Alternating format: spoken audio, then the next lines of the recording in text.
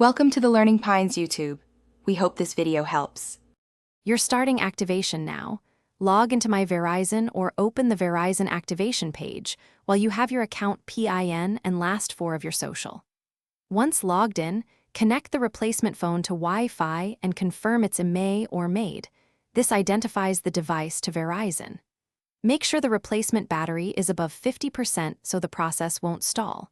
If you have the old phone, keep it nearby. You may need to transfer a verification text or complete carrier prompts. Now continue the activation. Pick Activate a device and select the specific Verizon line you're replacing. Enter the replacement phone's MA or MAID when prompted and confirm the device details. This tells Verizon to assign service to that handset. If a physical SIM is required, power down, swap the SIM cards, then power up.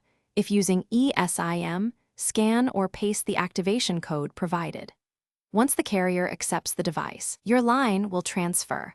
Wait a few minutes for provisioning and network registration. Finish the process by testing calls, text messages, and mobile data. Open a browser or send a text to confirm two-way service. Once done, make sure to sync any apps and restore backups from cloud or local transfer so you retain contacts and settings. If services don't appear, restart the phone and toggle airplane mode. This forces re-registration.